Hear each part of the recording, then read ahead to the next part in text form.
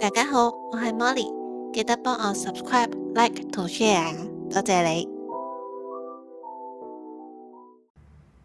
大家好，你哋有冇試過坐喺辦公室對住個 mon，覺得自己就嚟窒息，或者明明瞓夠8個鐘，起身依然好似俾人打咗一身咁？定係每次想專心做嘢，個腦就好似斷線風箏咁飄咗唔知去邊度？如果你猛咁點頭嘅話，咁你今日就聽啱 channel 啦。今日我要同大家解剖下一本好神奇嘅書，個書名叫做《呼吸的原力》。冇錯啊，就係你由出世做到而家，但可能一直都做錯嗰件事——呼吸。首先，等我哋講下呢本書嘅作者 James Nestor 先。佢呢係一個調查記者，即係話都係習慣懷疑啦，鍾意刨根問底嘅人嚟嘅。為咗寫呢本書，佢簡直就好似攞自己個身體嚟做實驗咁樣啦。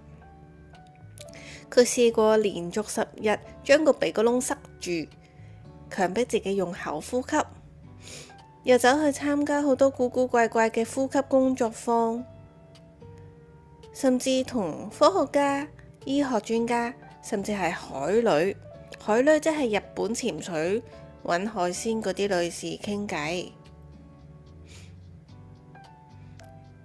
佢用記者嘅鍥而不捨，同埋自己嘅肉身嚟將呼吸呢個看似好簡單嘅嘢，變成一個大開眼界嘅探險之旅。成本書嘅結構就好似帶我哋去上一堂呼吸歷史解剖科學實驗課咁，由我哋點解會進化到變成唔識呼吸嘅生物開始講起，再去拆解各種呼吸方法嘅科學原理，最後仲會教埋你實踐技巧。作者帶我哋穿梭時空，由遠古頭骨嘅鼻哥窿大細講到而家哮喘病盛行，由西藏僧侶用呼吸嚟控制體溫，講到運動員點樣用呼吸嚟突破極限。成個旅程就係為咗幫我哋攞返一種與生俱來但又唔覺意唔見咗嘅超能力。好，咁我哋正式進入第一個章節嘅精華啦。書嘅一開頭就掟出咗一個震撼彈，我哋絕大部分嘅人由細到大都係用咗一個退化模式嚟呼吸㗎，就係用個口。作者形容用口呼吸呢，就好似用鼻嚟食飯咁，完全唔符合邏輯㗎。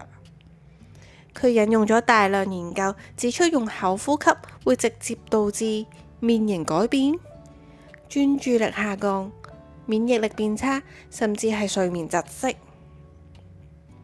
書入邊有個例子好得意，佢講到有班科學家研究古代人類嘅頭骨，發現佢哋嘅呼吸通道闊落過我哋好多，下巴線條好清晰，牙齒又齊。反而現代人，尤其係工業革命之後，因為飲食同埋習慣，呼吸道越嚟越窄，搞到個個細個都要箍牙。聽到呢度，會唔會忍唔住摸下自己個下巴同埋鼻哥窿呢？聽到呢度，我都提自己唔好有時不自覺咁用個口呼吸啊。跟住落嚟，本書就帶我哋進入咗呼吸嘅科學實驗室。作者參加咗一個史丹福大學嘅實驗，就係我頭先所講過，佢黐住自己個鼻哥窿，強迫自己用口呼吸咗10日。結果呢，佢嘅血壓飆升、心跳加速、集中力插水，甚至出現睡眠窒息症狀，成個人變得暴躁又疲累。然後當佢恢復返用鼻呼吸之後，再進行一啲加強訓練之後，所有指數都極速好轉。呢個實驗呢個對照好強烈，佢就用佢自己嘅體驗嚟話咗俾你知，呢個鼻啊，我哋個鼻哥係上帝設計俾我哋去呼吸嘅唯一正選入口。你個口呢，唔該你返返去負責食嘢同講嘢啦。講到點樣訓練返個鼻，書中就介紹咗好多古法同埋新派嘅研究嘅。其中一個我覺得好得意嘅技巧叫做呼吸肌訓練。你想象一下，唔係訓練胸肌、腹肌，而係訓練你個橫膈膜嘅肋間肌。方法好似好簡單，譬如慢慢行嗰陣，有意識咁樣合埋個口，用鼻吸氣行幾步，然後用鼻呼氣行多幾步，慢慢去拉長個節奏。作者話咁樣做呢，可以令你嘅呼吸更加深，更加有效率，等更多嘅氧氣可以送到身體每一個細胞㗎。你試下諗下，如果我哋每日用少少時間去做呢個呼吸健身，都可能會令個人精神啲啦，工作效率高啲啦，連個人呢望落去都醒目咗。呢個投資回報率都幾高㗎。到咗書嘅中後段，就開始進入呼吸原理嘅高階應用層面啦。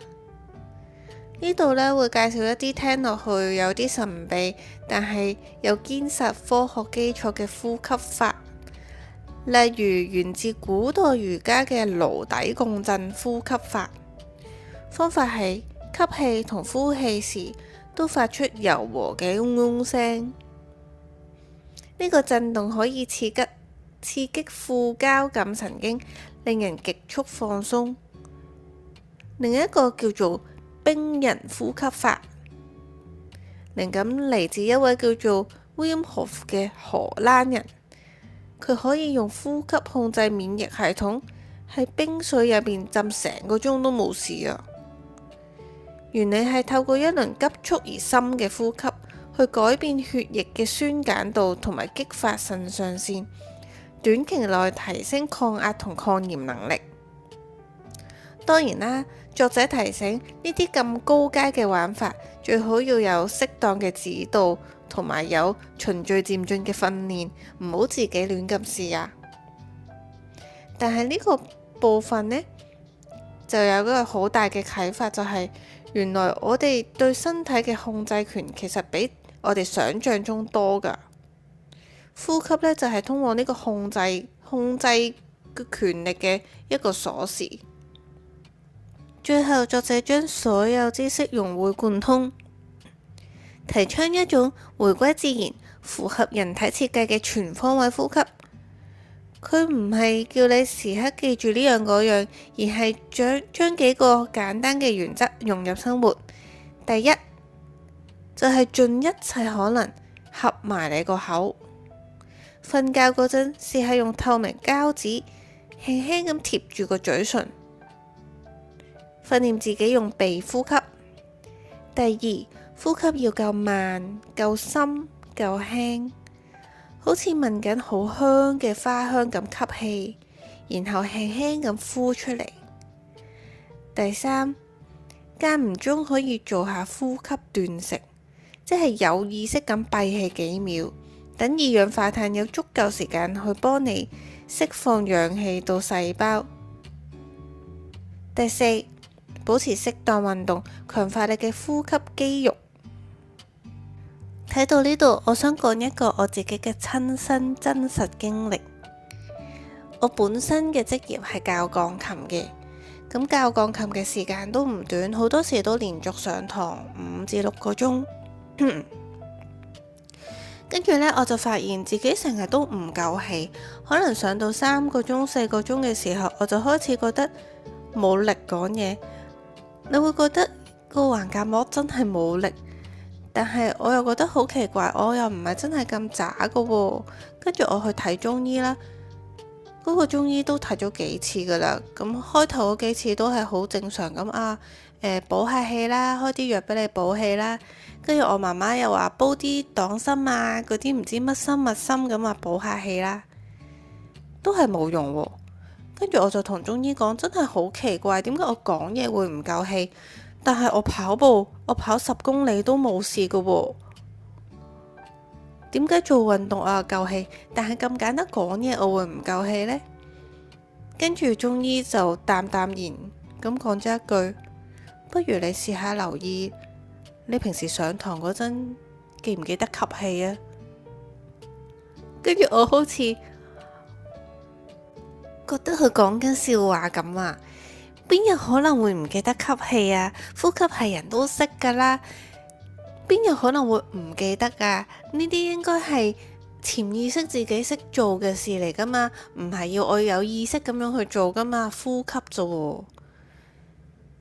跟住之後我去上堂嗰陣，我就真係留意下啦。咦，原來我真係唔記得吸氣喎。原來我有時喺聽學生彈聽得好入神嗰陣，我會閉氣噶。跟住有時我多啲嘢講，可能激動少少，連續講好多嘢嘅時候，我扯進咗條氣，我唔記得吸翻啖氣去回氣，所以我一路上堂嘅時候，我嘅氣係出多過入，所以我就一路咁辛苦。跟住當中醫同我指出咗呢一點，我上堂多啲有意識咁提自己慢慢吸氣，慢慢呼翻氣，去回翻啖氣嗰陣，我就冇咗呢個問題啦。我而家就算連續教8個鐘，我都可以好精神咁樣，好夠氣咁樣講嘢。所以呢個體驗係令我深深咁感受到，哇！原來呼吸真係唔係想象中咁簡單。所以我一見到呢本書個書名嘅時候，就即刻覺得應該要睇呢本書啦。跟住自從我留意咗自己有冇呼吸之後啦，我又慢慢去開始留意小朋友上堂嘅時候嘅呼吸。原來呢，好多小朋友好專注去彈一句句子，彈琴嘅時候，佢哋亦都係不自覺咁閉氣噶。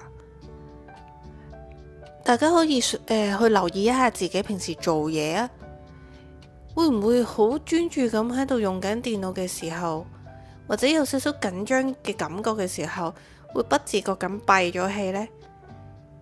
其實閉氣應該對自己冇乜特別好處噶咋，尤其是係冇意識底下閉咗氣，只會令自己個身體燒電耗電得好快。另外，我上堂又會教小朋友去深呼吸啦，因為我哋彈琴嘅時候有啲樂句啊，都真係需要用呼吸嚟輔助嘅，咁先會有人性，流暢咁表達嗰句句子。我會教小朋友深呼吸，但好得意噶。好多時小朋友唔識深呼吸噶，佢哋唔識得去慢慢吸氣，慢慢呼氣。一叫佢哋吸氣呢，佢就會好似索鼻水咁樣。跟住我就會同佢講：你想象下你面前有一朵香噴噴嘅花，你想去吸佢嘅香氣，咁你就要慢慢吸，慢慢呼。跟住之後，我哋就可以慢慢去學呢個胸式呼吸、腹式呼吸。咁呢啲咁詳盡嘅呼吸呢，我哋今日就唔講咁多住啦。或者之後有機會嘅話，我再慢慢去拆解唔同嘅呼吸法。睇完呢本書，其實我哋成日呢咪會去揾好多保健產品啊、能量飲品啊，或者好複雜嘅養生法。其實原來最強大、最免費、最容易嘅工具呢，就係我哋一直忽略咗嘅每一啖呼吸。呢本書呢，佢唔係純粹一本叫你跟足步驟，步驟1、步驟2、步驟3咁樣去跟住呼吸嘅工具書，而係佢會根本咁重新發現，原來呼吸呢樣嘢係真係會去改變我哋嘅生活噶，去說服我哋要真係認認真真咁樣去留意自己嘅呼吸，唔好覺得好似我之前咁樣，以為呼吸係與生俱來，根本唔需要去理嘅一件事。好啦，咁喺片尾之前，我哋俾個任務大家，喺今晚瞓覺之前呢，試下提醒自己3次，合埋個嘴，溫柔咁用個鼻深呼吸。深呼吸多幾次，個人就會比較容易平靜落嚟，可能今晚都會瞓得好啲㗎。今日就講到呢度先，下條片再見，拜拜。講漏咗啊！如果大家對呼吸有咩趣事，記得留言話我知，或者對呼吸有咩特別嘅見解，有啲乜嘢特別嘅呼吸法可以教我哋，都記得留言同我哋講。